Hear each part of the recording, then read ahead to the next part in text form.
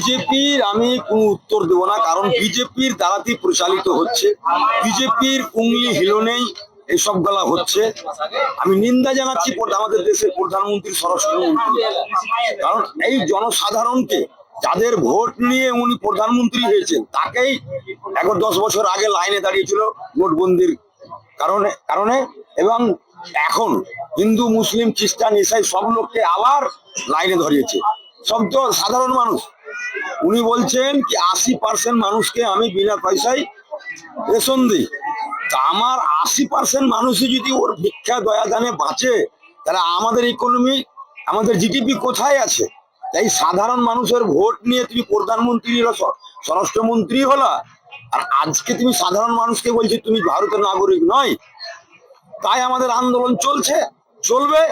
BJP কি করলো না করলো আমার যায় আসে না। সবার জন্য আইন খোলা আছে। আর আমি জনপ্রতিনিধি, মানুষের জন্য আমাকে যদি জেলে যেতে হয় জেলে যাব। মানুষের জন্য যদি আমাকে বারবার এই আন্দোলন করতে হয়, মানুষের পাশে ছিলাম, আছি, আগামীতে থাকবো। আমার বক্তব্য স্পষ্ট, আমি জনসাধারণের পাশে আমি আছি। কে কি করলো ওটা আমার কিছু দেখার না। কিছুদিন আগে আমরা একটা ছবি দেখলাম, একটা প্রতিবন্ধী মহিলা শ্রীনগরের বাড়ি ফুরাতে এসছে হিয়ারিং নোটিশ দিতে, বলবেন? এইটাই তো দ্বিচারিতা।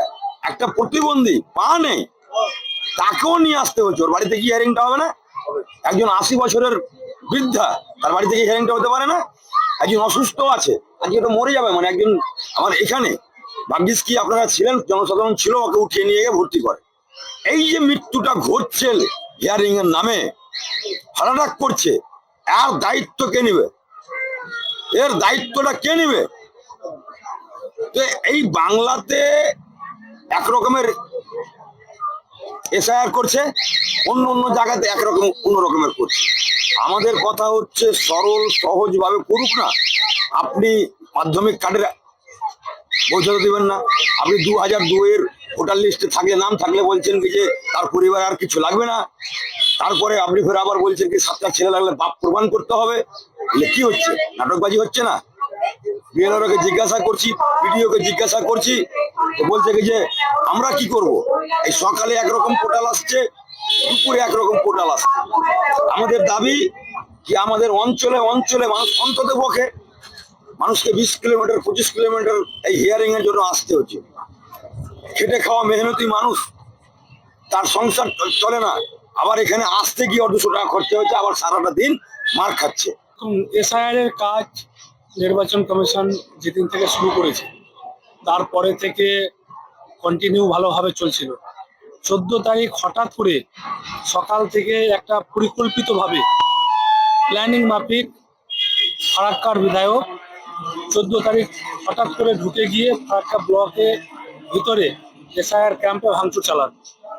তার নেতৃত্বে ফারাক্কার কিছু তৃণমূলের গুন্ডাদের নিয়ে গিয়ে ভাঙচুর চালায় এবং নির্বাচন কমিশনের যিনি আধিকারিকরা ছিলেন তাদের উপরে চেয়ার ছুঁড়ে মারা হয়। তারই প্রতিবাদে আজকে আমরা ফারাক্কা থানায় তার বিরুদ্ধে বিজেপি পার্টির তরফ থেকে আমরা এফআইআর লঞ্চ করলাম। ফারাক্কার যেভাবে দীর্ঘদিন ধরে ফারাক্কার মানুষ শান্তিপূর্ণভাবে বসবাস করে এসেছেন, 21 সালে তৃণমূলের বহিরাগত বিধায়ক ছিটে যাওয়ার পর মন্ডল সাহেব, তারপর থেকে ফারাক্কার যে চিত্র সেটা অন্যরকম হতে শুরু করেছে। আর প্রতিনিয়ত উনি স্থানীয়মূলক কথাবার্তা বলেন এবং সাম্প্রদায়িক একটা দাঙ্গারও চেষ্টা চলছে 26 বিধানসভা ভোটের আগে। তাই ফারাক্কার শান্তিপূর্ণ মানুষ এই ধরনের কার্যকলাপে যুক্ত যাতে না হয় এবং ফারাক্কার বিধায়ক মানুষকে যেভাবে ভুল বার্তা দিচ্ছেন যে এসআইআর এর মাধ্যমে রামের নাম বললে এমনিতেই ছাড় আছে এবং রহিমের নাম বললে নাকি 14 পুরুষের সমস্ত কিছু তথ্য নিয়ে আসতে বলছে, এটা সম্পূর্ণ ভিত্তিহীন কথা। এখানে যে মতো মুসলিম ভাইদের ডাকা হচ্ছে সেই মতো হিন্দু ভাইদেরও ডাকা হচ্ছে। আমরা ফারাক্কার মানুষ একে অপরের ধর্মকে সম্মান করে চলি, একসঙ্গে চলার চেষ্টা করি। ফারাক্কাকে বিভ্রান্তি ছড়ানোর চেষ্টা করছে ফারাক্কার বিধায়ক এবং প্রতিদিন উনি উস্কানিমূলক কথাবার্তা বলছেন, যাতে ফারাক্কাকে অগ্নিদগ্ধ করার একটা ধামকি উনি দিয়েছেন। অগ্নি চারিদিকে আগুন জ্বালানোর একটা কথা বলেছেন, তারপরে উনি বলেছেন ফারাক্কা স্তব্ধ করে দেওয়ার কথা। উনি শামচেরগঞ্জে যেটা করে এসেছেন রক্তে মাটিকে লাল করে শামশেরগঞ্জ থেকে উনি এসে ফারাক্কাতেও সেরকম একটা কিছু করার চেষ্টা করছেন। ফারাক্কার বুদ্ধিজীবী মানুষ, ফারাক্কার শান্তিপ্রিয় মানুষ, এই ধরনের কথায়, বিধায়কের কথায় কান দেবেন না। এবং ফারাক্কা আমরা আগে যেভাবে বসবাস করে এসেছি, আমরা এখনো সেভাবে বসবাস করব। তারপরেও যদি ফারাক্কার বিধায়ক এই ধরনের উস্কানিমূলক কথাবার্তা বলেন এবং সেই রকম দাঙ্গা লাগানোর চেষ্টা করেন, তাহলে ফারাক্কার মানুষ ওই যে আগুনটা জ্বালাবে, সেই আগুনে বিধায়ককে জ্বালিয়ে দেবে। প্রথমত উনি যে সংবিধানের শপথ নিয়ে আজকে সংবিধানকে খোলামখুলি ভাবে উল্লঙ্ঘন করলেন। ব্লক হচ্ছে একটা পাবলিক প্রপার্টি, এখানে সাধারণ মানুষের ট্যাক্সের টাকায় আজকে ব্লকের উন্নয়ন হচ্ছে।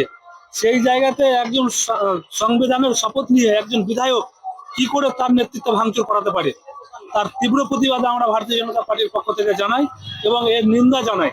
ফারাক্কার মানুষকে, ফারাক্কার জনসাধারণকে কালিমালিপ্ত করেছেন এই বিধায়ক, যেটা দীর্ঘদিন আমাদের এই ফারাক্কায় ছিল না। আর নির্বাচন কমিশন হচ্ছে ভারতবর্ষের একটা স্বাধীন সংস্থা। আজকে নির্বাচন কমিশন কি করবে না করবে সেটা উনি নির্বাচন কমিশন দেখবেন, উনি স্বাধীনভাবে নিজের কাজ করতে পারবে। এখানে বিজেপিকে টেনে নিয়ে আসার কি দরকার আছে? বিজেপির কথা মতো নির্বাচন কমিশন চলে, তাহলে হিন্দুদেরকে কেন ডাকা হচ্ছে? ওনার কথা মতোই যদি মুসলিমদের উপরে অত্যাচার করছেন, উনি যেভাবে বলছেন, তাহলে হিন্দুদেরকে কেন ডাকছেন? হিন্দুরা তাহলে কেন আসছে এসআইআরে তার করার জন্য? এই যে এফআইআর আবেদন করলাম, যদি এফআইআর সারা না পান তাহলে কি করবে? এফআইআর আমাদের সারা পাওয়ার কথা আছে, যদি আমরা সারা না পাই তাহলে মেল মারফত আমরা এফআইআর করব। কিন্তু নির্বাচন কমিশন তো বারবার নির্বাচন কমিশন বারবার বলেছেন এফআইআর করার জন্য ফারাক্কা বিধায়কের উপরে, কিন্তু ডিএম সাহেব, এসপি সাহেব এবং ফারাক্কা থানার আইসি তারা হয়তো ভয় পাচ্ছেন, তার কারণে, এবং তারা হয়তো ভয় পাচ্ছেন বা সেটিং এর কারণে ওনারা করতে পারছেন না। আজকে ভারতীয় জনতা পার্টির পক্ষ থেকে, বিজেপি পার্টির পক্ষ থেকে আমরা আজকে এফআইআর লঞ্চ করছি।